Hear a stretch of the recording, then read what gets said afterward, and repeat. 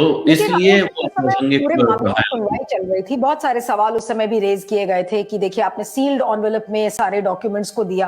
P Chidambaram बार बार ये कह रहे थे कि सारे लेटर्स को, डॉक्यूमेंट्स को पब्लिक डोमेन में लाना चाहिए। यही बात हुई थी जब सुनवाई शुरू हुई थी, तो कोर्ट ने भी यही कहा कि सारी चीजों को पब्लिक डोमेन में लाया जाए।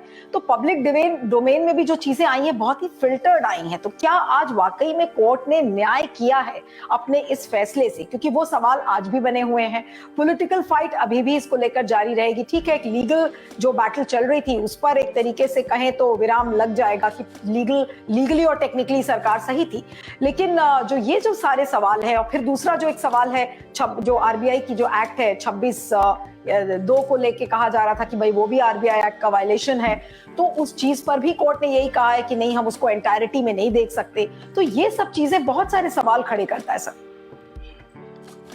देखिए, नोटों को छापने का काम रिजर्व बैंक ऑफ इंडिया का है, इसी तरह नोटों को विड्रॉ करने का काम भी रिजर्व बैंक ऑफ इंडिया का है। लेकिन रिजर्व बैंक ऑफ इंडिया क्या है?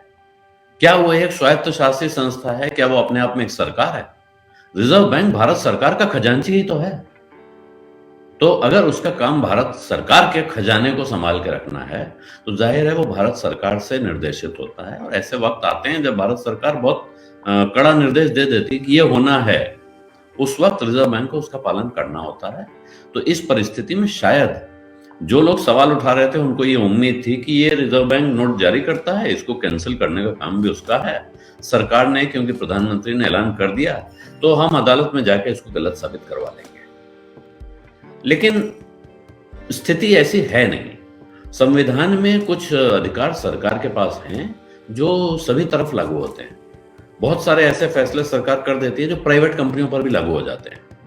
आप कहें नहीं साहब, ये तो प्राइवेट कारोबार है, इस पर कैसे लागू हो जाएगा? तो भारत सरकार है, जो सॉवरेन या सार्वभौमिकता जिसको कहते हैं, संप्रभुता है, वो भारत सरकार में निहित है। और इसलिए वो फैसला वहां हुआ। और रिजर्व बैंक को अगर उस पर कोई ऐतराज होता, सख्त ऐतराज होता, उसने वो ऐतराज चिट्ठी लिख के जताया होता, तो फिर वो बात बाद में जाके बदलती। लेकिन उस वक्त वो फैसला होने के रास्ते में वो बाधा नहीं बन सकती थी। लेकिन यहां तो रिजर्व बैंक के साथ कंसल्टेशन हुआ है। जो चिदम्बरम साहब कह रहे हैं, वो सरकार में बहुत जिम्मेदार पदों पे, गृह मंत्री, वाणिज्य मंत्री और वित्त मंत्री, लंबे समय तक वित्त मंत्री रहे हैं। तो उनको शायद ये बात नहीं कहनी चाहिए कि सरकार के और रिजर्व बैंक के बीच जितनी चिट्ठी पत्री हुई है सारी सार्वजनिक कर दी जाए। वो संभव नहीं है। हो सकता है, उसमें सब कुछ भी हो सकता है, लेकिन जब वो सीलबंद लिफाफे में सुप्रीम कोर्ट के सामने कागज दिए जाते हैं तो इसीलिए दिए जाते हैं कि भाई सुप्रीम कोर्ट न्याय का कस्टोडियन है इस देश में।